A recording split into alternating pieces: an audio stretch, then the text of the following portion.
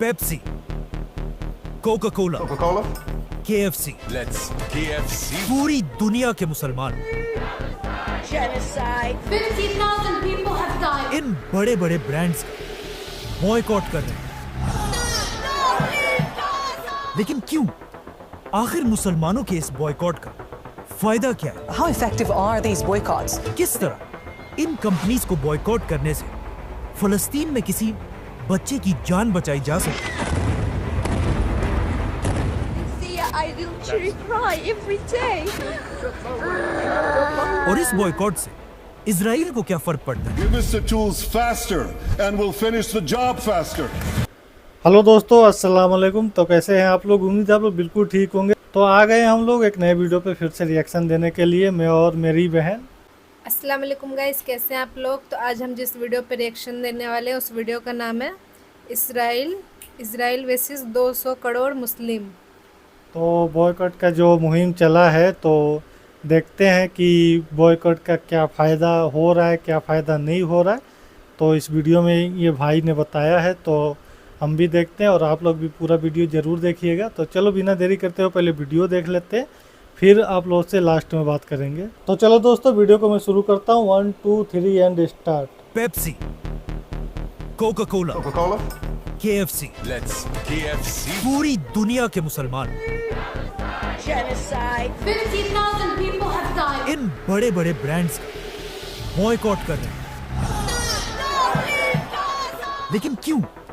आखिर मुसलमानों के इस बॉयकॉट का फायदा क्या है? How effective are these boycotts? किस तरह इन कंपनीज को बॉयकॉट करने से फलस्तीन में किसी बच्चे की जान बचाई जा सकती है? See, I literally cry every day. और इस बॉयकॉट से इजराइल को क्या फर्क पड़ता है? Give us the tools faster and we'll finish the job faster. असल में मुसलमानों की इस बॉयकॉट की स्टोरी यहाँ से नहीं, बल्कि आज से बहुत साल पहले दुनिया के एक बहुत बड़े लीडर नेल्सन मंडेला के साथ शुरू होती है, जिसने अपने मुल्क साउथ अफ्रीका को गोरों की गुलामी से निकालकर रेसिज्म के खिलाफ दुनिया की सबसे बड़ी कैंपेन perpetrators of racism. और उसे एक ऐसा स्टेट बनाया जहां व्हाइट, ब्लैक सबके लिए एक ही कानून हो। The human rights of all our citizens. जिसके बाद नेल्सन मंडेला पूरी दुनिया में फेमस हुआ और अमेरिका का ये ख्याल था कि वो नेल्सन मंडेला को भी बिल्कुल बाकी लीडर्स की तरह अपना एक पपेट लीडर बनाएगा। लेकिन नेल्सन मंडेला कोई आम लीडर नहीं था। वो इससे पहले 27 साल जेल में रह बहुत ही स्ट्रगल से यहाँ तक पहुंचा था, और उसे कंट्रोल करना कोई आसान काम नहीं था। क्योंकि जब नेल्सन मंडेला अपनी ताकत की पीक पर था, उनसे एक इंटरव्यू लिया गया Ladies and gentlemen, Nelson Mandela. जिसमें उन्होंने क्लियरली कहा कि ये जरूरी नहीं है कि जो अमेरिका का दुश्मन हो वो हमारा भी दुश्मन हो। Should be our enemies. और साथ ही अमेरिका के पॉलिसीज के खिलाफ जाकर कहा कि हम चाहते हैं फलस्तीन को उसका हक दिया जाए, Territories should be returned to the Arab people. क्योंकि फलस्तीनियों की जंग भी बिल्कुल हमारी तरह एक आजादी की जंग है। They are fighting for the right of self-determination. मतलब फलस्तीन के इशू पर Nelson Mandela super power America के खिलाफ अकेले खड़े हुए थे। लेकिन इस इंटरव्यू के साथ वो रुके नहीं, बल्कि इसके कुछ ही साल बाद साउथ अफ्रीका में नेल्सन मंडेला की वजह से दुनिया की एक बहुत बड़ी कॉन्फ्रेंस बुलवाई गई, वर्ल्ड कॉन्फ्रेंस अगेंस्ट रेसिज्म। इस कॉन्फ्रेंस के एजेंडा में बहुत सारी चीजें थी, जिसमें दुनिया का हर मुल्क इनवाइटेड था। इस कॉन्फ्रेंस का मकसद ये था कि दुनिया के हर जुल्म के खिलाफ मिलकर आवाज उठाई जाए, इंक्लूडिंग इजराइल का फलस्तीन पर जुल्म।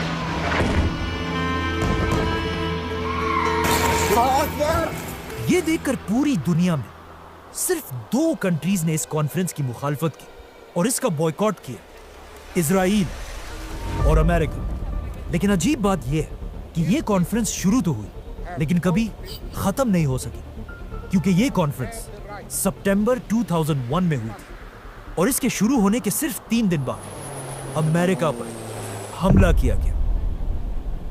नाउ ये कॉन्फ्रेंस तो इजराइल के मसले तक पहुंचने से पहले ही खत्म हो गई, लेकिन इसमें एक शख्स ऐसा था जो नेल्सन मंडेला और उसकी स्ट्रगल से बहुत इंस्पायर हुआ और उसने सोचा कि क्यों ना दुनिया के सारे मुसलमान भी इजराइल के जुल्म के खिलाफ एक बहुत बड़ी कैंपेन शुरू करें। उमर बरगोती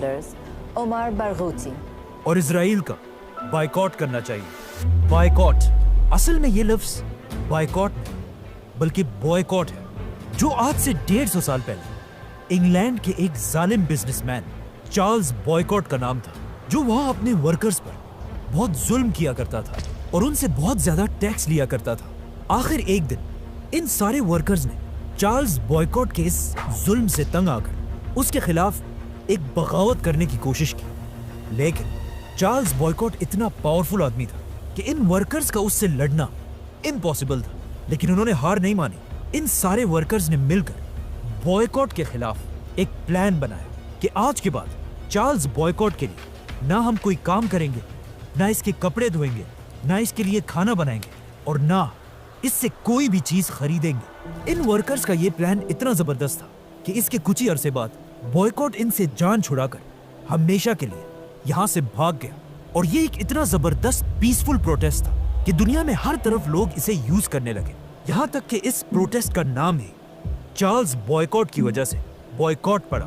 बॉयकॉट लफ्ज आहिस्ता आहिस्ता दुनिया में फैल रहा था, लेकिन इस स्ट्रेटेजी का बेस्ट यूज एक बहुत बड़े लीडर महात्मा गांधी ने किया, जिसने इंडिया को ब्रिटिश एम्पायर की गुलामी से निकालने के लिए बहुत सारे काम किए, जिनमें से एक था ब्रिटिश एम्पायर का बॉयकॉट। महात्मा गांधी ने ब्रिटिश एम्पायर के टेक्सटाइल, स्कूल्स, टैक्सेस और इवन अदालतों को भी बॉयकॉट करने का हुक्म दिया।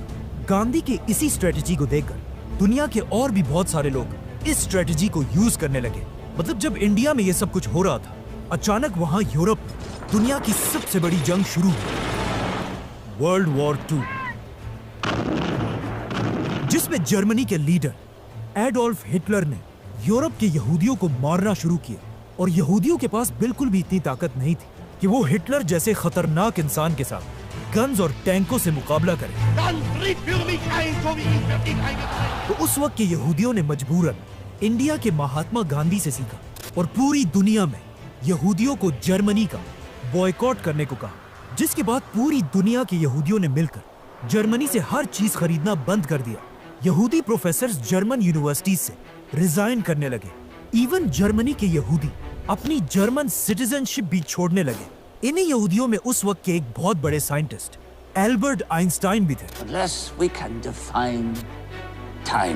जिन्होंने इसी बॉयकॉट की वजह से अपनी जर्मन सिटीजनशिप और यूनिवर्सिटी छोड़ दी। नाउ इन्हीं लोगों से इंस्पायर होकर उमर बरगोती ने आज से एग्जैक्ट 20 साल पहले 2005 में इजराइल को बॉयकॉट करने की एक ग्लोबल कैंपेन शुरू की, BDS, और पूरी दुनिया के लोगों से अपील की कि वो इजराइल के इस जुल्म के खिलाफ उनके सारे प्रोडक्ट्स का बॉयकॉट कर दें। To boycott their company, to force their company to abandon illegal projects in Israel. लेकिन ये बॉयकॉट सिर्फ इजराइल के कंपनीज के खिलाफ था। अमेरिकन कंपनीज जैसे कोका कोला, पेप्सी, KFC इनके खिलाफ नहीं था। BDS के बनने के बाद अगर सच में देखा जाए, इसका दुनिया पर इतना बड़ा कोई असर था नहीं। और आहिस्ता आहिस्ता वक्त गुजरने के साथ साथ लोग इसे बिल्कुल भूल चुके थे। लेकिन अचानक आज से 2 साल पहले एक बार फिर इजराइल और फलस्तीन की जंग शुरू हुई। इजराइल की फौज गजा में इंटर हुई और हजारों मासूम फलस्तीनियों को शहीद करने लगी। इस जंग में इजराइल अकेला नहीं, बल्कि उसके पास सुपर पावर अमेरिका की फुल सपोर्ट थी, जिसने इजराइल को वेपन्स के साथ साथ बिलियंस ऑफ डॉलर्स दिए। और इस बात का तो ऑफ कोर्स सबको पता था कि एग्जैक्टली ऐसा ही होना है, क्योंकि Because everybody knows the United States is a friend of Israel. लेकिन इजराइल के हमले के सिर्फ 6 दिन बाद एक बहुत ही अजीब बात सामने आई। अचानक एक दिन इंस्टाग्राम पर अमेरिका की एक कंपनी मैकडॉनल्ड्स ने इजराइल में ये ऐलान किया कि इजराइल के फौज के हजारों सोल्जर्स को हम फ्री में खाना देंगे और हर फौजी को इजराइल के मैकडॉनल्ड्स में बड़े बड़े डिस्काउंट्स मिलेंगे। इसी तरह अमेरिका की कुछ बाकी बड़ी बड़ी कंपनीज ने भी इजराइल को सपोर्ट करने का ऐलान किया, जैसे कि बर्गर किंग्स, स्टारबक्स। अब जब दुनिया के मुसलमानों और सोशल एक्टिविस्ट ने यह देखा कि इजराइल की फौज मैकडॉनल्ड्स के फ्री बर्गर खाकर मासूम फलस्तीनी बच्चों की जान लेती है और ऐसा करने के लिए उसे पूरी दुनिया का सपोर्ट हासिल है। I love Israel. I love Israel. और इवन मुसलमान लीडर्स भी इजराइल के इस जुल्म को रोकने के लिए कुछ नहीं कर रहे। तो अब जब और कोई रास्ता नहीं था तो लोगों ने खुद इजराइल पर प्रेशर डालने के लिए वही बॉयकॉट BDS की कैंपेन दोबारा शुरू की। In campaigns such as BDS. इस बॉयकॉट में सिर्फ मुसलमान नहीं बल्कि क्रिश्चियंस, एथियस्ट और इवन बहुत सारे यहूदी भी शामिल हैं। Jewish support for BDS. और इजराइल के खिलाफ ये बॉयकॉट आज दुनिया की तारीख की सबसे बड़ी बॉयकॉट कैंपेन बन चुकी है। लेकिन ये कैंपेन थोड़ी कंट्रोवर्शियल भी है क्योंकि आज दुनिया के मुसलमान दो बड़े ग्रुप्स में बढ़ चुके हैं। एक ग्रुप वो जो कहता है इजराइल के खिलाफ इस बॉयकॉट का कोई फायदा नहीं है और दूसरा वो ग्रुप जो कहता है हमें हर हाल में इजराइल के खिलाफ बॉयकॉट करना चाहिए। जो लोग इस बॉयकॉट के खिलाफ है वो कहते हैं इस बॉयकॉट का अब तक क्या फायदा हुआ है। मतलब पिछले 2 साल से बॉयकॉट की ये कैंपेन चल रही है और इजराइल को इससे अब तक कोई नुकसान नहीं हुआ। इसके जवाब में बॉयकॉट वाले कहते हैं कि नुकसान हुआ है और बहुत बड़ा नुकसान हुआ है और इसका सबसे बड़ा सबूत ये है कि इजराइल ने पिछले 2 सालों में इस बॉयकॉट की कैंपेन को रोकने के लिए मिलियंस ऑफ डॉलर्स खर्च किए क्योंकि उसे पता है कि अगर मुसलमानों का ये बॉयकॉट खत्म हो गया तो इजराइल को बिलियंस का फायदा होगा। क्योंकि इस जंग के शुरू होने के बाद अब तक दुनिया की बड़ी बड़ी कंपनीज इजराइल को छोड़कर जा चुकी है जिसमें सबसे बड़ी कंपनी का नाम है Intel.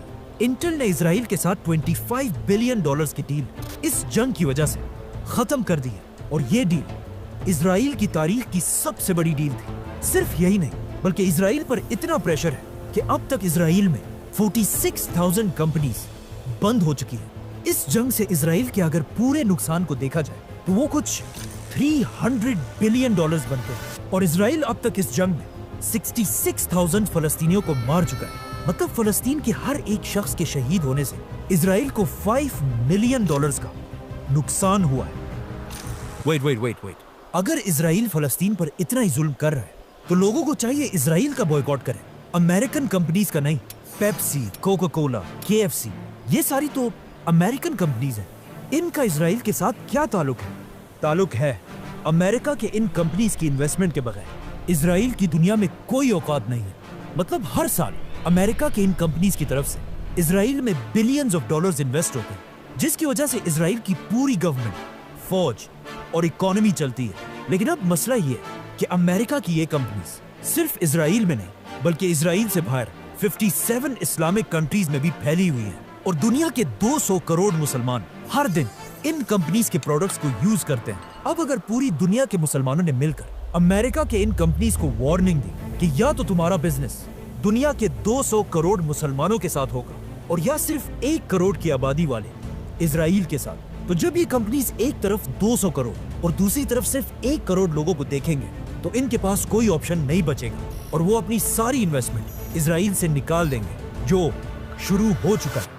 Several global companies have pulled out their operations from Israel. Starbucks has fired its CEO. McDonald's global sales are declining. Burger King is changing its name. KFC is closing branches. ये सब तो ठीक है, लेकिन America की इन companies ने Pepsi, Coca Cola, KFC, McDonald's हमारे मुल्कों में लाखों लोगों को जॉब्स दी हैं और अगर इन कंपनीज का बॉयकॉट किया गया तो इन लाखों गरीब लोगों की जॉब्स खत्म हो जाएंगी। मतलब इस बॉयकॉट से सबसे बड़ा नुकसान हमारे लोगों का ही होगा। ये बात तो ठीक है, इसमें कोई शक नहीं है, लेकिन इसे समझने के लिए हमें पीछे जाना होगा। वर्ल्ड वॉर 2 में एक वक्त ऐसा आया था कि जब जापान की एम्पायर ने चाइना पर हमला कर दिया था और चाइना के लोगों पर बहुत जुल्म करके बहुत सारा इलाका फतह कर लिया था। ये एक ऐसा टाइम था कि जब चाइना एक बहुत ही कमजोर और गरीब मुल्क था। मतलब चाइना के अंदर दुनिया को बेचने के लिए कोई भी चीज नहीं बनती थी और चाइना अपनी हर चीज बाहर की दुनिया से इंपोर्ट करता था। लेकिन जापान के इस हमले और जुल्म के बाद चाइना की आवाम ने एक फैसला किया कि आज के बाद हम अपनी जरूरत की हर चीज चाइना के अंदर खुद बनाएंगे। चाइना के इसी बॉयकॉट की वजह से आहिस्ता आहिस्ता लोग खुद हर चीज बनाने लगे, जिसे आगे जाकर एक बहुत ही फेमस नाम मिला, मेड इन चाइना, जो आज पूरी दुनिया में फैला हुआ है। तो मतलब ये बात बिल्कुल सही है कि आज अगर अमेरिका की कंपनीज का बॉयकॉट किया गया, उससे लाखों लोगों की जॉब्स तो जाएंगी, लेकिन क्या पता बिल्कुल चाइना की तरह हम भी खुद इन कंपनीज को छोड़कर अपनी खुद की कंपनीज बनाने लगे, जो आहिस्ता आहिस्ता इस बॉयकॉट की वजह से हो भी रहा है। मतलब इजराइल के इस बॉयकॉट के बाद बर्गर का पाकिस्तान में कोका-कोला के मुकाबले में चिकन फ्राई का ठेली लगा एक बहुत बड़ी कंपनी बन चुकी है। और ये सिर्फ पाकिस्तान में नहीं, बल्कि पिछले 2 सालों से मलेशिया में लोग अमेरिका की कंपनी स्टारबक्स को छोड़कर अपनी लोकल कंपनी ZUS कॉफी की तरफ जाने लगे, जिसकी वजह से ZUS कॉफी ने मलेशिया में अब तक सिर्फ 2 सालों में 360 ब्रांचेस खोली हैं। इसी तरह इजिप्ट में लोग KFC को छोड़कर बजूका फ्राइड चिकन खरीदने लगे, जो अब इजिप्ट से बाहर एक ग्लोबल ब्रांड बनने लगा है। ऊपर तुर्की में KFC की सारी ब्रांचेस 500 ब्रांचेस बिल्कुल बंद हो चुकी हैं और उसकी जगह लोग एक लोकल ब्रांड CTR चिकन को प्रमोट कर रहे हैं। और इंडोनेशिया में भी KFC की जगह CFC ने ले ली है। मतलब अमेरिका के इन कंपनीज के बॉयकॉट से जो लाखों जॉब्स खत्म हो रही हैं, उधर at the same time in local companies के ताकतवर होने की वजह से हजारों नई जॉब्स क्रिएट भी हो रही हैं, जिसका हमारे मुल्कों को ज्यादा फायदा है। चलो ठीक है, मान लिया कि इस बॉयकॉट का बहुत फायदा है, लेकिन फिर तुम लोग सिर्फ पेप्सी, KFC, मैकडॉनल्ड्स, मतलब सिर्फ बर्गर और चिप्स का क्यों बॉयकॉट कर रहे हो? अमेरिका की हर कंपनी का बॉयकॉट करो। आईफोन, माइक्रोसॉफ्ट, फेसबुक और इवन यूट्यूब का, जहां लोग इस वक्त ये वीडियो देख रहे हैं, इसका भी बॉयकॉट करो। ये बात जो लोग करते हैं, इससे क्लियरली पता चलता है कि इन्हें बॉयकॉट्स की हिस्ट्री के बारे में बिल्कुल नहीं पता, क्योंकि दुनिया में कभी भी ऐसा बॉयकॉट नहीं हुआ जिसमें लोग दुश्मन के हर चीज का बॉयकॉट करें। मतलब महात्मा गांधी की एग्जाम्पल लेते हैं। जब उन्होंने द ग्रेट ब्रिटिश एम्पायर के खिलाफ बॉयकॉट किए, तो गांधी ने उनके कपड़ों, नमक, अदालतों और स्कूल्स का बॉयकॉट किया। लेकिन गांधी ने कभी भी ब्रिटिश एम्पायर के रेलवेज, मेडिसिन, लेटर्स भेजने की सर्विस, ब्रिटिश पोस्ट ऑफिस का बॉयकॉट नहीं किया, क्योंकि उन्हें पता था कि ब्रिटिश एम्पायर की इन चीजों को हथियार की तरह इस्तेमाल करके हम उन्हें ज्यादा नुकसान पहुंचा सकते हैं।